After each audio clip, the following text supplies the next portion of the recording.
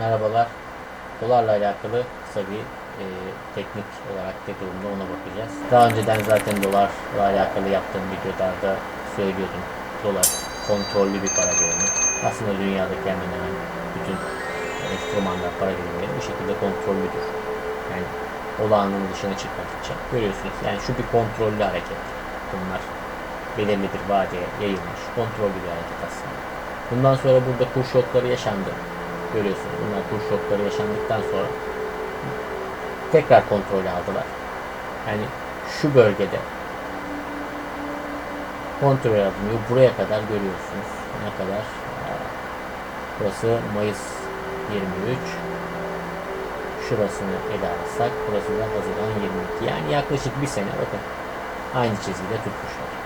Yani şuradaki kur şokunu yapmış olmaları tabii ki o anda çok sıkıntılı şeyler yaşattı ama yani şu şekilde yükselselerdi daha güzel olurdu tabii. Daha sonra bir sene burada görüyorsunuz kontrol almışlar ve tekrar bir kur şoku yaşandı.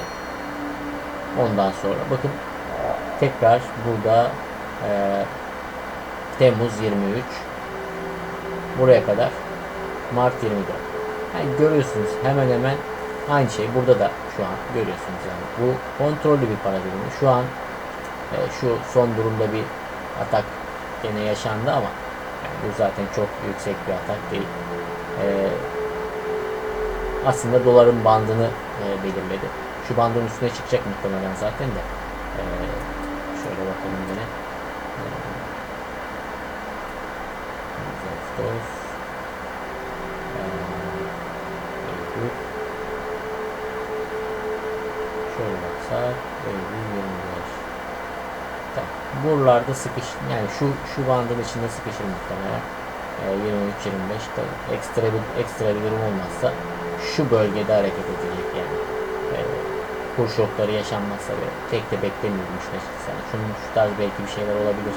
Bir terör operasyonu falan filan durumları söz konusu ama yani büyük bir sıkıntı olmadıkça aylık %3 gibi bir enflasyon artış marjını koyarsanız dolar zaten her ay o tarz %3 gibi bir rakam artıyor.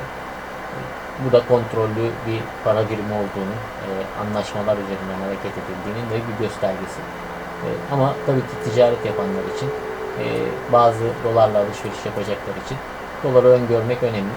Siz de ekstra senaryoları gene kendi hesabınıza dahil edebilirsiniz.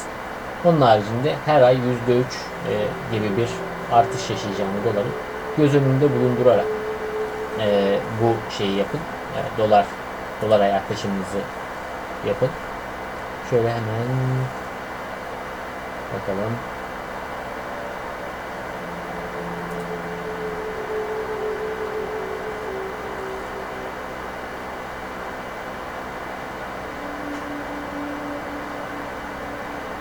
Bugün %8,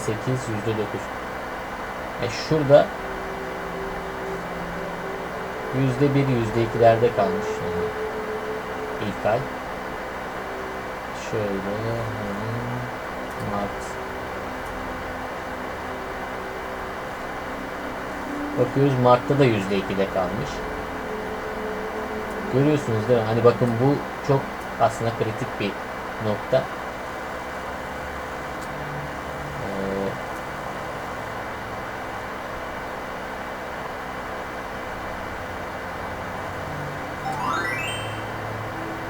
Burada da %3.78 yapmış.